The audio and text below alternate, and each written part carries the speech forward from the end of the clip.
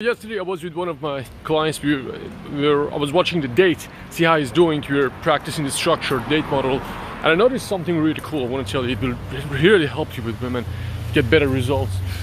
Look, there are a lot of things you should do right when you're on a date, especially if she's a pretty, she's a quality girl. If the other guys are after her, you know what type I'm talking about, the ones who have option. Man, she doesn't care if you are underdeveloped, if you are trying to get better, if you're developing. Quality girls, they stay at the end of the line. Guys who make it there, then you get a chance. So it doesn't matter like how well you do every 10 steps right. If you don't do all of them right, it's not gonna happen.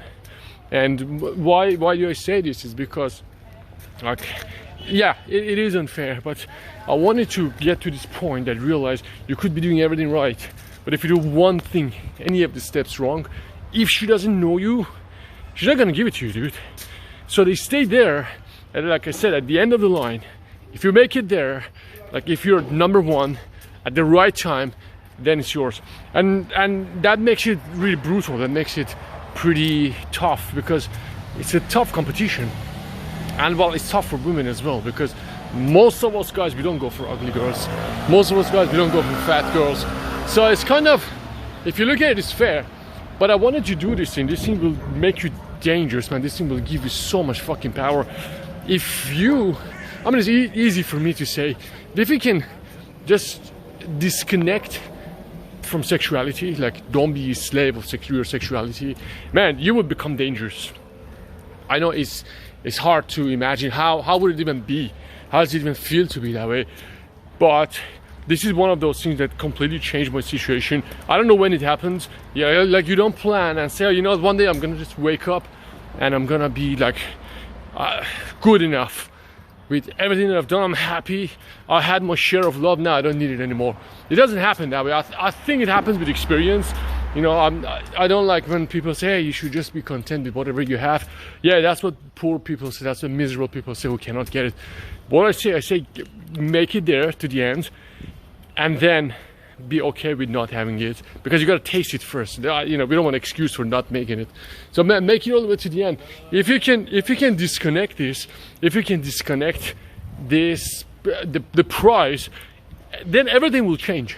Because getting nervous, running out of things to say, stress, tension, all of this is because you see there is light at the end of the tunnel and you kind of are slave to this sexuality because it's a fucking amazing thing and I get it. But now it's been, for me, I think it's been almost a couple of years. Dude, I don't give a shit. I really don't give a shit, man. If it happens, if it doesn't happen. And you know what happens when I go on a date? I'm this completely, not in a bad way, but carefree dude. Like, have you seen that movie with the dude? I don't know what's his name.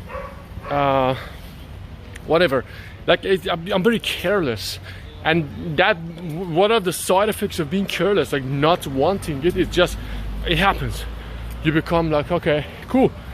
Well, this guy is different. And if you can qualify yourself sexually, that okay, yeah, I'm hard, but I don't, you know, like she knows that you can do it, but you're not chasing it, man, that will make you a fucking dangerous dude. And the best thing about it is, dude, if you really get to that point, then it's like you're coming out of a prison.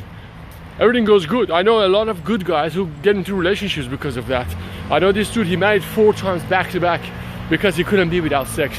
His wives are all hot, but like he gave up so much in his life just to have women around him. And I really wish you and every guy to get to the point that can consciously divorce sexuality from your interactions with women. Fuck, man, that's a good place to be. I don't know if I'm talking about it in a way that you understand, but it's just this peace, dude. You still, like, imagine the amount of comfort you have when you're talking to your cousin, when you're talking to other guys.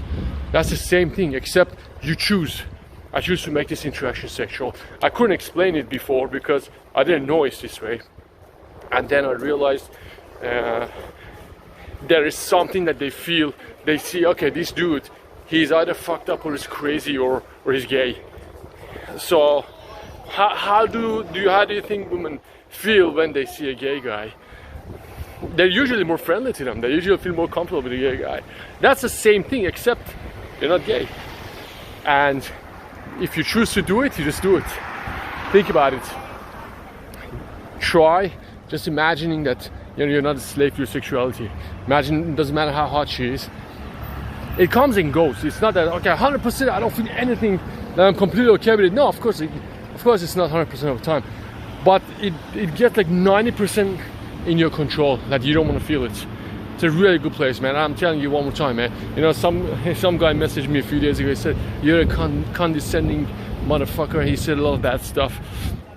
He said like, like you say a lot of skeptical things. Dude, that's how it is. You know, I say, yeah, it's fucking tough, but I always say you can be tougher.